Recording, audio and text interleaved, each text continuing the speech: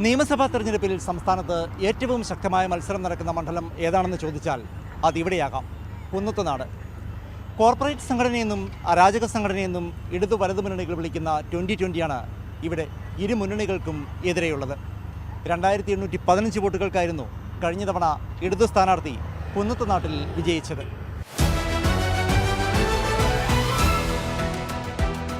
തദ്ദേശത്തിൽ 2020 ക്ഷീണമുണ്ടായെങ്കിൽ നിയമസഭയിൽ ആ വോട്ടുകൾ ആർക്കു പോകും? ഇരു മുന്നണികളും അത് തങ്ങൾക്കെന്ന് മനസ്സിൽ കുറിക്കുന്നു. 2 ജില്ലാ പഞ്ചായത്ത് അംഗങ്ങൾ ഉണ്ടായിരുന്നത് 2020 നഷ്ടമായി. ബ്ലോക്ക് പഞ്ചായത്തിൽ ഒരിടത്തും ഭരണമില്ല. പക്ഷേ 75 തദ്ദേശ പ്രതിനിധികളുണ്ട്. കൊണ്ടും കൊടുത്തും മുന്നേറുമ്പോൾ 2020 മുന്നണികൾക്കും നെഞ്ചിടിപ്പേറും. കൈവശമുണ്ടായിരുന്ന മഴുവന്നൂർ, കുന്നത്തുനാട് പഞ്ചായത്തുകൾ 2020 കൈവിട്ടത് കപ്പൽ ഉലയുന്നതിൻ്റെ സൂചനയായി ഇടതുമുന്നണി വ്യാഖ്യാനിക്കുന്നു. എന്നാൽ മണ്ഡലത്തിൽ തന്നെയുള്ള പൂതൃക, തിരുവാണിയൂർ പഞ്ചായത്തുകൾ 2020 പിടിച്ചെടുത്തു എന്നത് കാണാതിരിക്കാനുമാവില്ല. 2020 മുന്നോട്ട് വെച്ച വാഗ്ദാനങ്ങൾ പലപ്പോഴും നിറവേറ്റിയിട്ടില്ല എന്നുള്ളതാണ് പുറമേ നിന്ന് നോക്കുമ്പോൾ ഞാൻ മനസ്സിലാക്കുന്നത്. അതിൻ്റെ അകത്ത് തന്നെ 2020 നിരവധിയായിട്ടുള്ള പ്രവർത്തകർക്ക് അടക്കം അതിൽ അതൃപ്തിയുണ്ട്. 32 കോടി രൂപ ബാങ്കിലിട്ടത് കൊണ്ട് മേനി പറയാനല്ലാതെ ജനത്തിന് അതുകൊണ്ട് വലിയ ഗുണമൊന്നുമില്ല. അത് കിഴക്കമ്പലത്തെ ജനങ്ങളിപ്പോൾ തിരിച്ചറിഞ്ഞുകൊണ്ടാണ് 7ഓളം സീറ്റുകളിൽ പ്രതിപക്ഷം പോലും ഉണ്ടാകാതിരുന്ന പഞ്ചായത്തിൽ 2020 വലിയ തിരിച്ചടി നേരിട്ടു. അപ്പോൾ അതിനൊരു കാരണം എന്ന് പറയുന്നത് ഇത്തരം കാര്യങ്ങൾ മുന്നോട്ട് വെക്കുന്ന ആശയങ്ങളിൽ വലിയ കഴമ്പില്ല എന്നുള്ളൊരു യാഥാർത്ഥ്യം ജനം തിരിച്ചറിഞ്ഞു.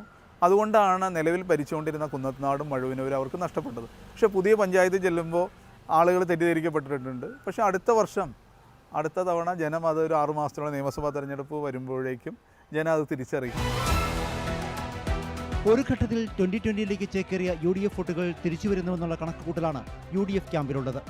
അവരുടെ രാഷ്ട്രീയ മുന്നേറ്റം എന്ന് പറയുന്നത് ഇന്നത് താഴേക്ക് വന്നിരിക്കുകയാണ്.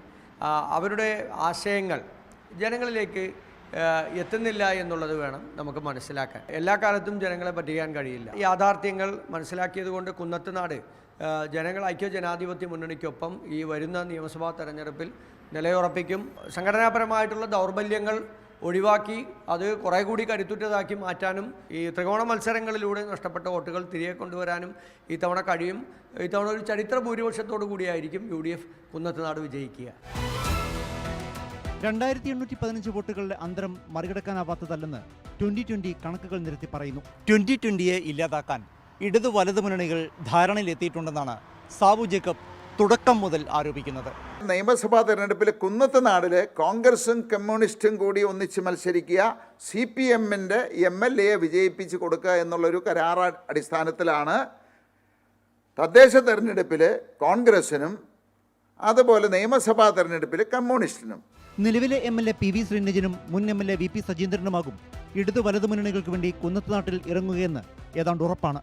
പഞ്ചായത്ത് തിരഞ്ഞെടുപ്പിൽ കുന്നത്തുനാട് മണ്ഡലത്തിലെ മുന്നേറ്റവും ഭരണവിരുദ്ധ വികാരവുമൊക്കെയാണ് UDFൻ്റെ ആത്മവിശ്വാസവും പ്രതീക്ഷയും. നിലവിലെ MLAയുടെ വികസന പ്രവർത്തനങ്ങളും ഇടപെടലുകളുമാണ് LDFൻ്റെ ധൈര്യം. മണ്ഡലത്തിലെ ഗ്രാമ ബ്ലോക്ക് പഞ്ചായത്തുകളിലേക്ക് 75ഓളം പ്രതിനിധികളെ വിജയിപ്പിക്കാനായെങ്കിൽ നിയമസഭയിൽ തങ്ങൾക്ക് ഇടമൊരുങ്ങിയെന്ന് 2020 കണക്ക് കൂട്ടുന്നു. ബിനു പാവമ്മയ്ക്കൊപ്പം പ്രദീപ് ജോസഫ്, മാതൃഭൂമി ന്യൂസ്, കൊച്ചി.